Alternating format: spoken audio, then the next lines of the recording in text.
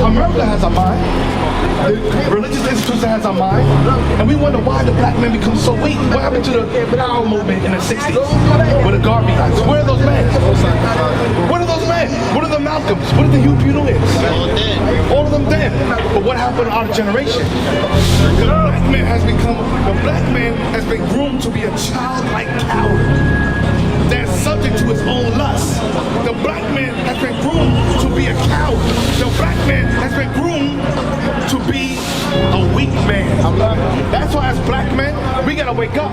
Meaning we gotta be able to look at the system, we gotta decipher and say, nah, this is not my rest. Right. This is not who I am.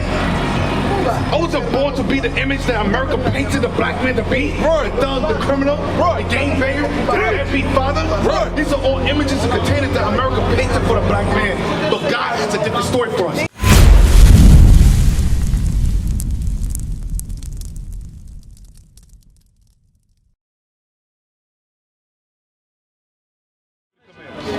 Ecclesiastes 7 verse 29. Ecclesiastes chapter 7 and verse 29. Lo, this only have I found, that God hath made man upright. God made you, Kumar, to be an upright, upstanding man of God. Right. To be a law-abiding, commandment-keeping man. To be a leader. A leader takes responsibility. A leader has discipline over his body. A leader has discipline over his thoughts. A leader sees the condition of a people, and a leader says, you know what? I have to make a change in myself so I can make a change out in the outside community. The leader takes the actionable items and says, you know what? This is what we don't have in the community. We're not a nation of leaders right now. We're leading a nation of cowards. The black man has been groomed to be a childlike coward that's subject to his own lust. The black man has been groomed to be a coward. The black man has been groomed to be a weak man. I'm laughing because when I first pulled up, that's the first thing I said out of my own mouth. We become weak. How do we become so weak? Because we're weak to our lust. Read on. Come on. But they have sought out many inventions. You sought out what? Many inventions. You sought out many inventions. Where does the invention come from? Your mind, your thoughts. You seek out many inventions. Think about it. So whatever comes to your mind, many inventions we on. Come on, that's it. How do you give me Jeremiah 17 verse 9 now? You seek out, how you doing, brother? Come here. So the mind, we seek out many inventions based upon what's in our thought process. So you're looking for something. How you doing, sister? I'm gonna say something. I talk like how y'all teach it. It's important because y'all just don't teach it from a biblical point. Y'all also teach it from a psychological. And I tell people that's where I think the issue is. A lot of people don't teach psychology with it. It's the mind. Yeah, it's all the mind. I understand it because when I read certain things, I read it from a psychological concept, not just biblical. Exactly. So I think that's where the disconnect with certain people is. Yeah. You know what I mean? So I'm listening to everything y'all saying, and it makes a lot of sense to me, and I understand it. And I'm taking it as from a psychological mind, not just the biblical. No, the biblical is psychological. Yeah, but some people don't understand that. They take it for what it is. It's kind of a mixture of both. Because the laws is the laws. But it is, you're supposed to take yourself and put yourself. Exactly, into the Bible, into the scripture. You're right. That's what I do. Read it. What do I want? Jeremiah 7:15. 7 verse 19. Verse 9. Verse 19. Verse 9. Jeremiah chapter 17 and verse 9. Come on. What's wrong with you? And the heart is deceitful above all things. The mind is deceitful above all things. Right. So every thought process that's within your mind, every woman that you see pass, your body gives you the false. Your mind. I'll say this. Your body has certain urges and cravings, right? That your mind puts into action. Your mind speaks to you, and that's not really your habit. It's still your habit. So it's Satan really implanted thoughts within your mind, and you think it's your thoughts, but it's not your thoughts. How do you think Satan deceives people? He deceives you by your thoughts. He puts an idea in you that you think is your idea, but it's not your idea. You say, yo, look at that chick over there. Look at that body. Why not try it? It might be a different flavor, but all vagina is the same. How many women are you going to hit to find out that it's all the same box? that the body is just an outer layer of it. There's nothing you can do with the actual body. It's just good for the sight. It's nice and pleasing to the eyes. That's all it is. It's you're fulfilling your appetite. Why do overly enlarged or fat people keep on eating? Is it because that the stomach desire the food? No. It's because their eyes desire that the stomach doesn't understand. It starts with the thought process, and you engage in the thought, and it becomes a part of your habit. It becomes a part of your character. It becomes a part of your being. It becomes a part of your destiny. And you shape your future just based upon your mind. What thought you decide to act on? Read on. Read it again. The heart is deceitful above all things. So you got to know yourself. Meaning Paul says, know you not yourself unless you be reprobate. You got to understand what is your weak points? What is your triggers? What is it that you're really looking for? Does it even really exist? Or is it a never-ending thought that's constantly warping? Bring it out. Going over and over and over, warping in the same circle that never has an end. There is no end to your desires, to your pleasures, to your lust, to your fulfillment. There's no fulfillment within the body. But in Christ, there's the fulfillment. Because discipline puts out that desire, that fiery desire. Right. That's the only thing that can stop things and put something in order. You need structure. Right. You need a standard. Right. Sin, there's no structure, there's no standard, there's no end game, there's no fulfillment. Right. Discipline stops it. That's why it's hard. Can you stop a constantly movable object? Is it easy to stop a constantly moving object in its place? What's going to happen? It's going to hurt. It's going to be a crash. It's going to burn. That's what sin is constantly moving in circles at a warp speed. You got to say, you know what? Enough is enough. And boom! You got to stop sin in this track. The heart is deceitful above all things and desperately wicked. Come on. Who can know it? Who can know it? So, the importance of keeping the commandment. You don't even know the commandment, so how can you know your mind? Right. You don't know your mind, and that's why you act on every thought. And what has it done for you? How you doing, brother? Pay attention. How you doing, sir? How you doing? Everything good? What's your name, brother? Brian. Brian? My name is Joel. Last week. What's your name, young man? BJ. BJ, what's your name? Okay, Kyrie. Okay, can you help me out with this? So what are we teaching? We're teaching a black man to reform his mind, to reform his thinking. And not only the black man, meaning our children. You mean 2 Chapter 14, verse 13, because it starts in the mind. We got to recapture our mind because America has a mind. The religious institution has our mind, and we wonder why the black man becomes so weak. What happened to the power movement in the 60s with the Garvey guys? Where are those men? What are those men? What are the Malcolms? What are the Hugh Buellins? All of them dead. But what happened to our generation? Fell by the wayside. We fell by the wayside. Exactly, we lost our leaders, but we didn't really lose our leaders. The leaders are still here, but the leaders are all asleep right now. Give me that real quick. Hold that. Give me 1 Corinthians 13, verse 11. That's why as black men, we gotta wake up. Meaning we gotta be able to look at the system. We gotta decipher and say, nah, this is not my rest. Right. This is not who I am. This is not what I was born to be. I wasn't born to be a thug. Right. I wasn't born to fit the containers that America put on me. I wasn't born to be the image that America painted the black man to be. Right. The thug, the criminal, the gangbanger, the deadbeat father. Right. These are all images and containers that America painted for the black man. But God has a different story for us. God has a different artwork for us. God has a different destiny for the black man. Right. We're the kings. We're the rulers of this earth. Right. But we forgot our place. We forgot our position.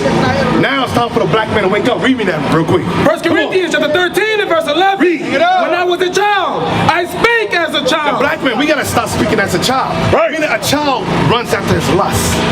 A child runs after different women. Like Christ says, what will I like in this generation, but like unto children? The black man has become a child. Right. How do I say the black man? Hold that real quick. Give me that. What will I like in this generation? It says, what is that, Luke 7 verse 29 something? Somebody give me that. Somebody find me that scripture real quick. So it says, when I was a child, I thought as a child. Is that what I want? I got it. You got it? Luke chapter 7 verse 31. And the Lord said, Whereunto then shall I liken the men of this generation? Christ said, who's greater than Christ? Who's more manlier than Christ?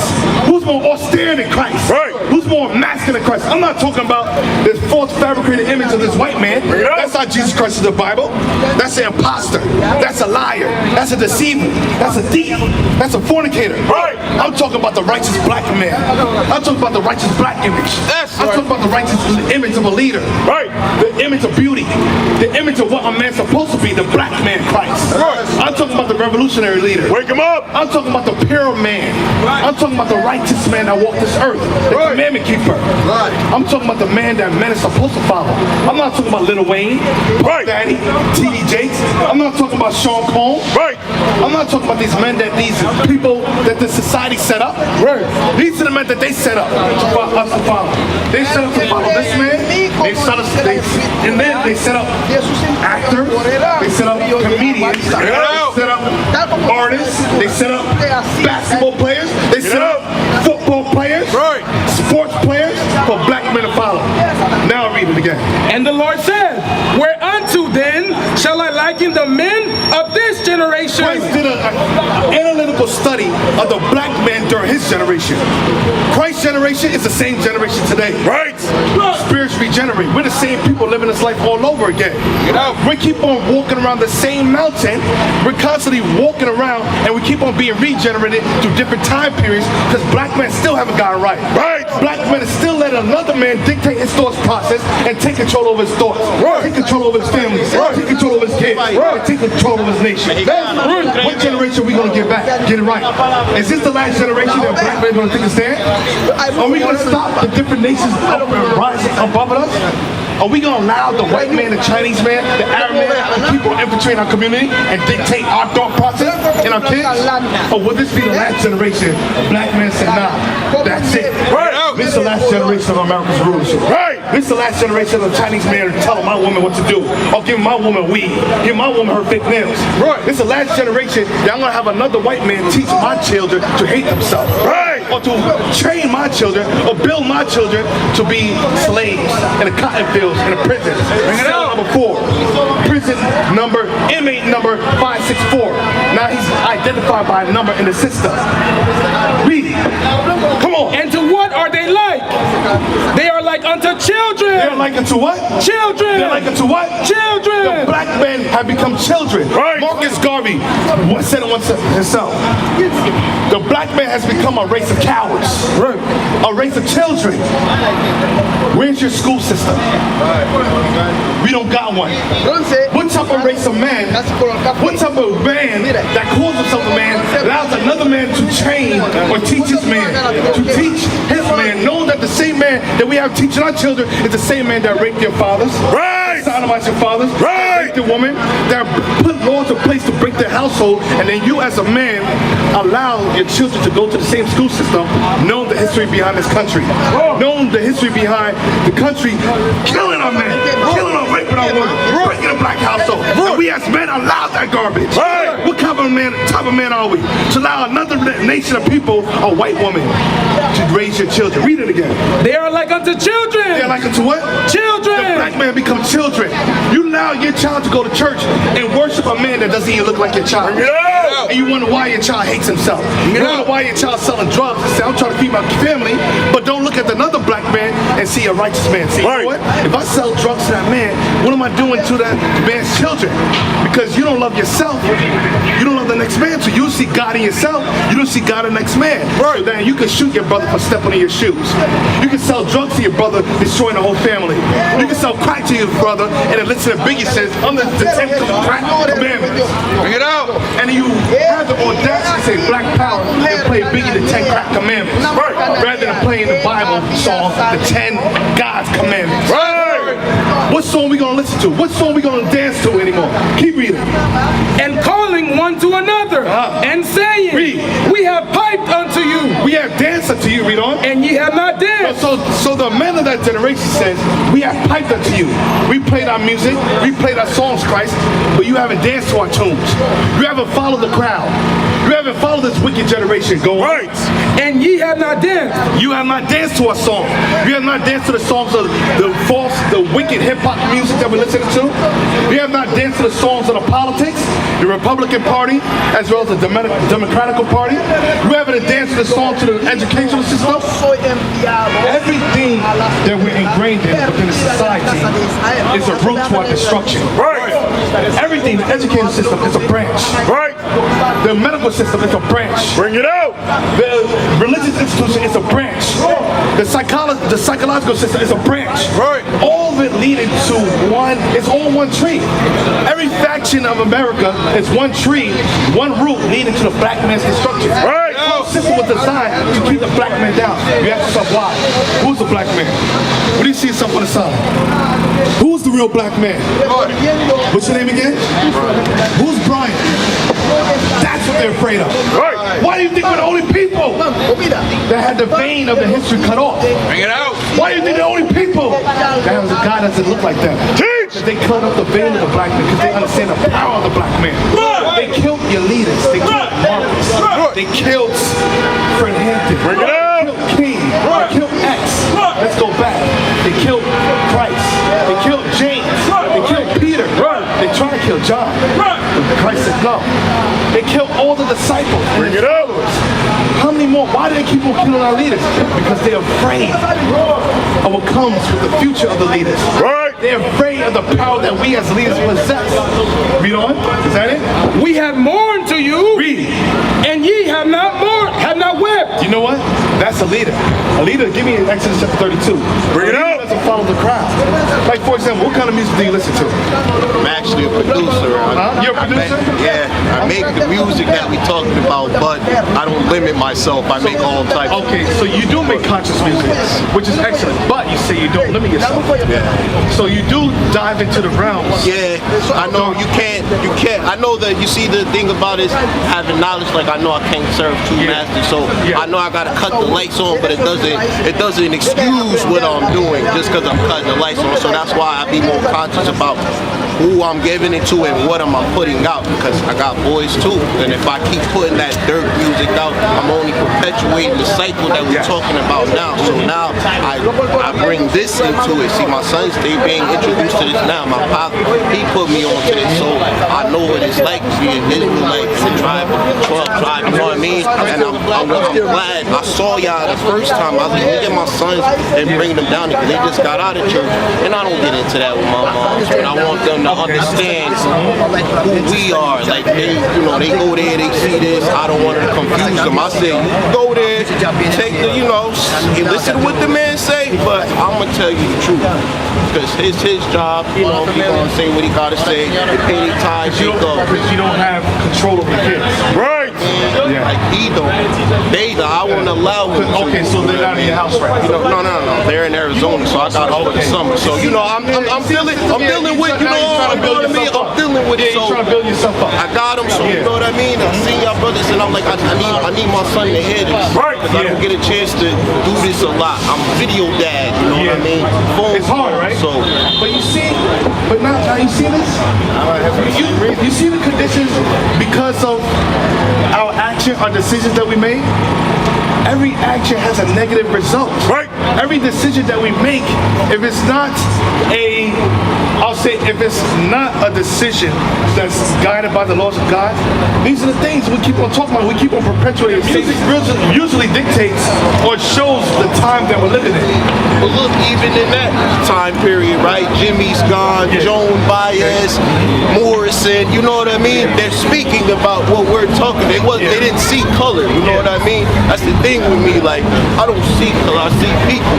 You bleed just like I bleed, you breathe just like I do, you eat just like I do. So when it comes to this, you know what I mean? It's for everybody, specifically for me, but I'm on some shit like, yo, it bothers me the way the world is now, and my son's gotta live in it, because I came from a time period, it was always dangerous, but it wasn't as crazy as it is now. You know what I mean? And it's way worse. More worse. It's worse for now. The world is worse.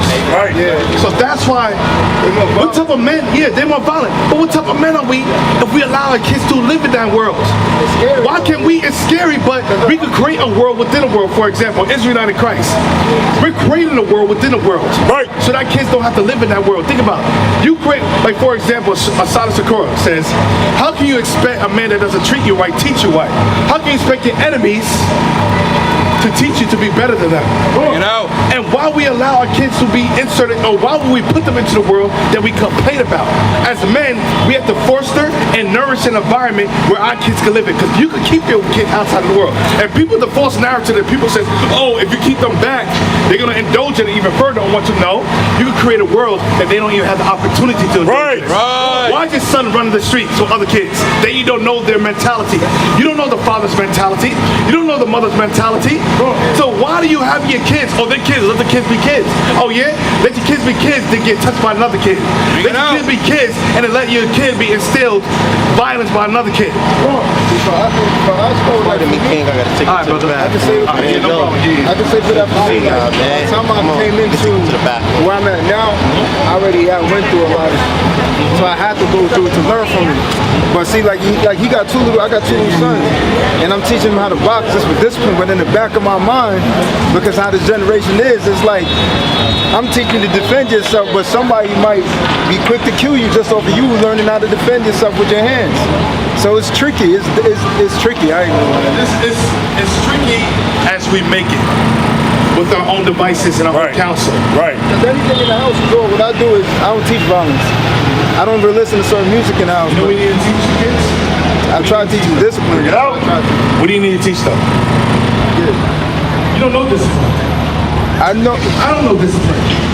Who knows what book has discipline? The Bible. So that's what you need to teach your kids. And not only your kids, you got to apply it to yourself. Right. Give me that Romans 13 verse 11. Read out. Romans chapter 13 and verse 11. Read. And that, knowing the time, that now it is high time. Mark, you've been living a life of bullshit. All of us have. Right. I think I live a lot of. I lived 50 lives in this one lifetime. You can't be proud of, right? No, I ain't proud. No, we're not proud of that. Read it again. And that knowing the time, that now it is high time to awake out of sleep. It's your time to wake up. You still sleep. You think you woke. Think about it. This is what you're doing, Kumar. Beep, beep, beep. Turn it off. Beep, beep, beep. You're half woke, half sleep. You're in and out of sleep cycles. Bring it out. You haven't fully woken up. Wake them up. To wake up is to arise and shine. That's to truly wake up. You understand that? Right. So you haven't woken up. This is the reason why I said you haven't fully woken up. Now you might be going through cycles. I would disagree with you. You might be going through cycles. And that's something to put you down. Yeah, no, I ain't taking. No, I'm gonna be real with you. I feel like I go through what I go through because I fight what I'm supposed to be doing. So, not mentally. Listen, what I'm saying is this. I think me personally, I think I go through because I know I have a calling. I know I'm here for a reason. I know I have a calling. I know I'm here for a reason. But every time I go against that, it goes worse for me. So I know that's what I'm saying. The love of the Lord. I told him. I said usually when I see y'all, because my eye, I go around the other way. But I said today, Not today. I'm gonna stop because I know. Look, certain things I don't want to put out personally. That's right. But look, around here, I was involved, not just here, but in Bergen County, I was involved in certain things. And I was a leader of certain things. Okay, I can hear it. So what I'm trying to do now, real talk, is change, because I led so much people into a destructive path, is try to find a way, and I know it has to start with me. And it has to start with my actions. I can't say do something and do the opposite of what I'm teaching. You know what I mean? You can't do it alone. I can't. And that's the first thing I said to him. He said, what's it? I said, one thing about us, we can't do it by ourselves. No matter how much we stand on this corner and we say what we say, it has to be a whole. It has to be a whole. But it do need to start with a chain of like one teaching the other, but it has to be a whole. I know that for a fact. You know what I mean? So it ain't that I don't know what to do. I've been procrastinating, dragging. It's something that I have to do for the sake of my bloodline. I'm talking about my little ones under me. Yeah. I have to, like everything I went through, I'm okay with it. Not saying not for the change, but I'm okay with for the lessons that I've learned. And if I didn't learn these certain lessons, I wouldn't be standing in front of you right now. I'd be all the way real. I'd have saw you and dipped again. I'm being real. But it's everybody got their time. But like I said, everybody, I can't say like I'm wrong. Yeah, like I said, I can't say that, you know, I'm the perfect person that, you know, just came into something. No, we're still growing every day. We still got struggles and trials, but the difference is we have something at least to fight the counterpart. Right. If you fight it with your hands, you're gonna get knocked out, or somebody's gonna take out a weapon greater than your hands and shoot you down. That might be the last time, your last chance. I got it all over. Bullet holes, knife. I've been through all of it. So it's like, when is the cutoff? Give me first grade. I said that because you probably might have taken offense. I don't know if you took offense or not, but the fact that you said, you know, I made a point saying that you're not awoken yet. You're going in and out of cycles of sleep. I'm smart enough. I'm old enough to understand. I ain't gonna take offense. You're not saying nothing to put me down, right? You're not saying nothing to belittle me. You saying something to uplift me, so I wouldn't take offense because I understand why I'm here and I understand why you're talking to me. If I was ignorant, I would have took offense to it. But I understand why I'm here. 1 Corinthians 14, verse 34. 1 Corinthians chapter 15 and verse 34. Awake to righteousness. See, that's what it says. You're not fully awake. You're going in and out of cycles, but you know, you wake up. You know you got to wake up at a certain time. But for some reason, you say, you know what? It feels good.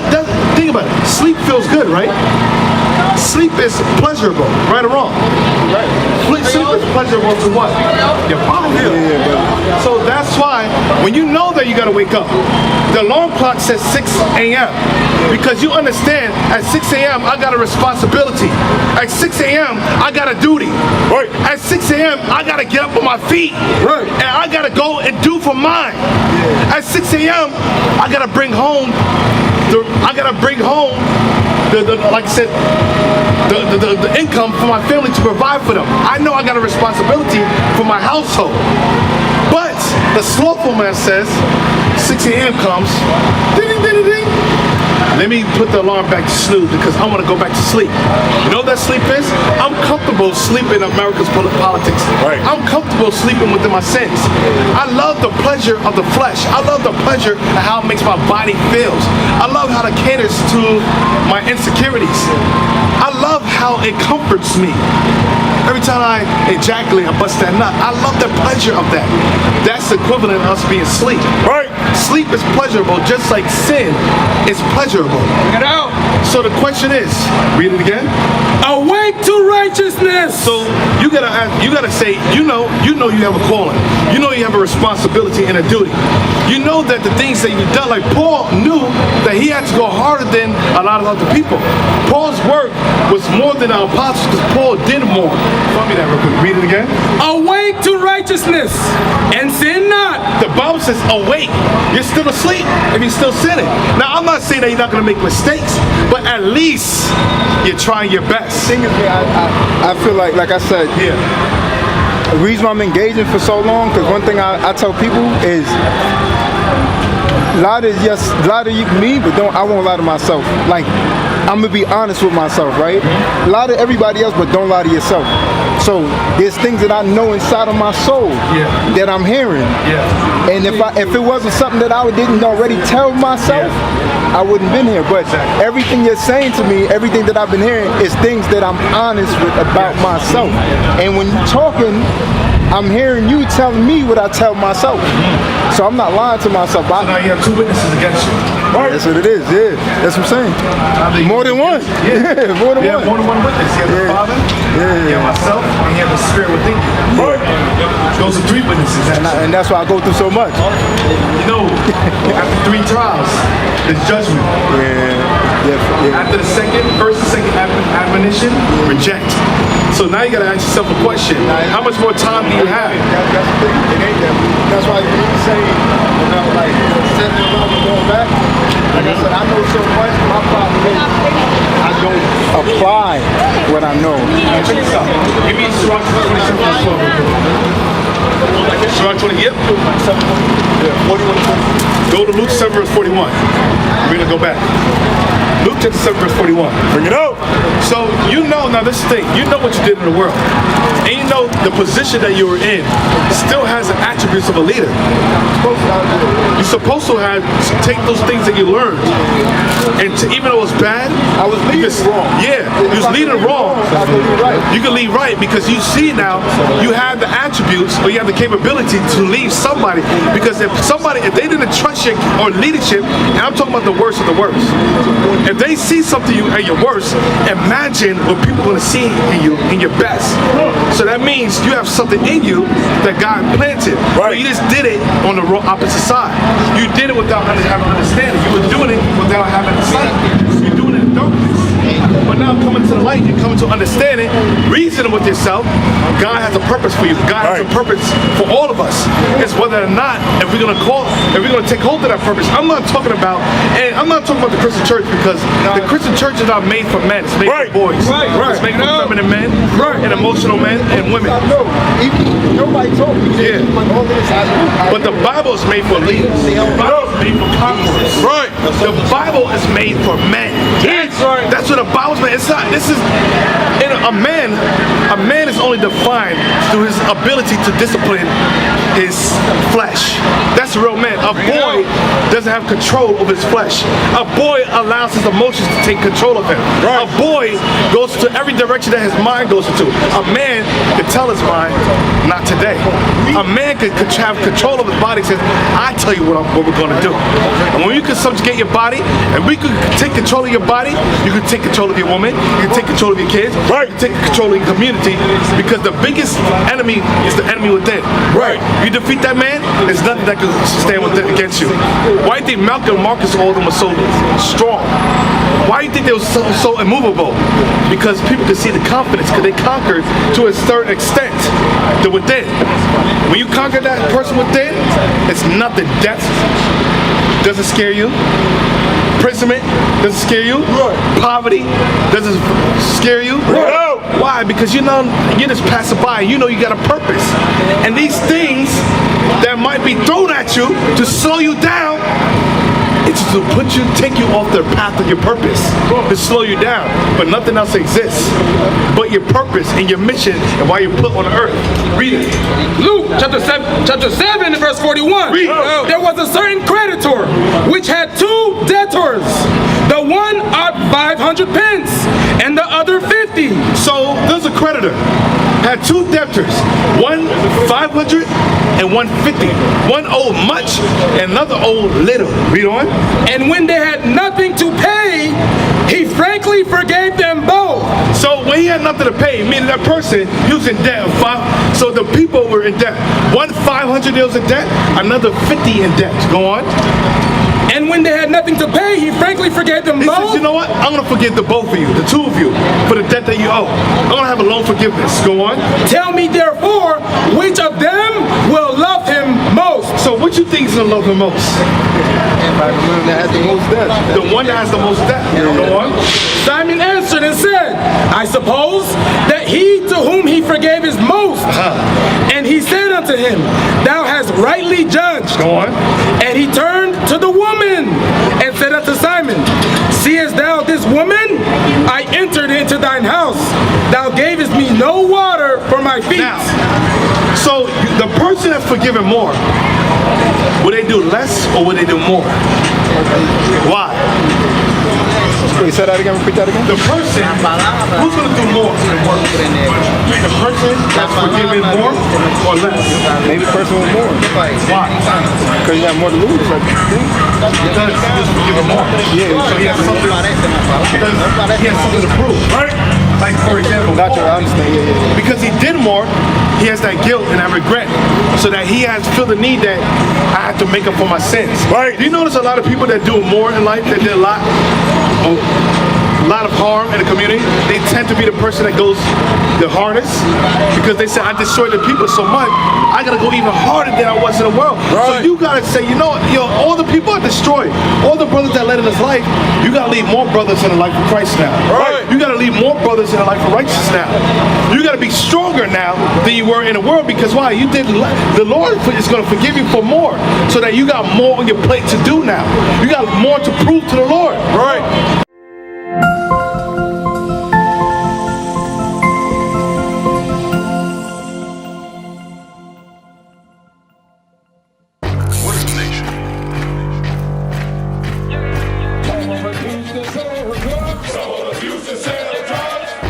nation is men leading by example.